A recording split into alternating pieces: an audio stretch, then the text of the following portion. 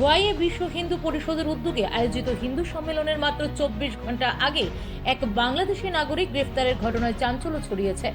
হিন্দু সম্মেলনের পূর্বে বাংলাদেশি নাগরিক পুলিশের জালে উঠতেই তার সাথে কোনো সন্ত্রাসী যোগ রয়েছে কিনা তাও খতিয়ে দেখছে পুলিশ। এছাড়া আর কজন বাংলাদেশি নাগরিক গা ঢাকা দিয়ে রয়েছে তাও খতিয়ে দেখছে পুলিশ।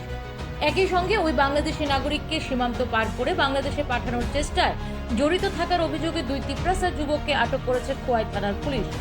TR 0607659 নম্বরের একটি বাইকও উদ্ধার করা হয়েছে। শনিবার খোয়াই থানায় এক সাংবাদিক সম্মেলনে থানার ওসি কৃষ্ণধন সরকার জানান, গোপন সূত্রে খবর আসে যে এক বাংলাদেশি নাগরিক খোয়াই থানা এলাকা মহারাজগঞ্জ বাজারে সন্দেহজনকভাবে ঘোরাফেরা করছে। খবর পাওয়ার সঙ্গে সঙ্গে তার তত্ত্বাবধানে দুজন সাব ইন্সপেক্টরের নেতৃত্বে দুটি পুলিশ দল গঠন করে তল্লাশি অভিযান শুরু করা হয়। সন্ধ্যার দিকে অভিযানে সাফল্য আসে এবং ওই বাংলাদেশি নাগরিককে আটক করা সম্ভব হয়। প্রাথমিক জিজ্ঞাসাবাদে সে নিজেকে বাংলাদেশি নাগরিক বলে স্বীকার করে।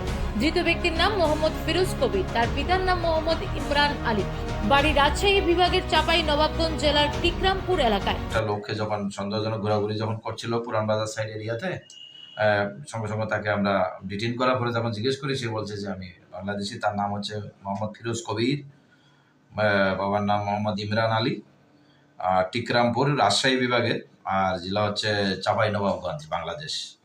পুলিশ জানায়, গ্রেপ্তারের পর থেকেই ধৃত ব্যক্তির মোবাইল ফোনে একাধিক নম্বর থেকে ক্রমাগত ফোন আসতে শুরু করে। সেই ফোন নম্বরগুলি ট্র্যাক করে পুলিশ আশারামবাড়ি বনবাজার এলাকা থেকে দুই যুবককে আটক করে। ধৃতদের নাম শৈলেন দেববর্মা এবং অজিত দেববর্মা। তারা দুজনেই উপজাতি যুবক। চাম্পাহাওড় থানা এলাকায় দীর্ঘদিন যাবৎ বাংলাদেশি নাগরিক অবৈধভাবে পারাপার করছিল। ওকে বারবার ফোন করা হচ্ছিল, সঙ্গে যে দুইজন লোক ওকে পার করার জন্য, বাঁচাবাড়ি হয়ে পার করার জন্য ট্রাই করছিল। এই দুইজন লোকের বারবার ফোন আসছিল। আমরা ওই ফোন ট্র্যাক করে দুইটা ছেলেকে, আমরা ইন্ডিয়ান টাউটকে আমরা অ্যারেস্ট করেছি, যার নাম হচ্ছে শৈলেন দেববর্মা এবং অজিত দেববর্মা, যাদের বাড়ি হচ্ছে Banbazar Asharambari under Champahaor PS। OC Krishnadhan Sarkar আরো জানান, ইমিগ্রেশন অফ ফরেনার্স অ্যাক্ট 2025 আওতায় একটি মামলা রুজু করে পুরো ঘটনার তদন্ত শুরু করা হবে। আমরা একটা ইমিগ্রেশন এন্ড ফরেনার্স অ্যাক্ট 2025 এই অ্যাক্টের আওতায় আমরা একটা FIR নেব এবং ইনভেস্টিগেশন স্টার্ট করব।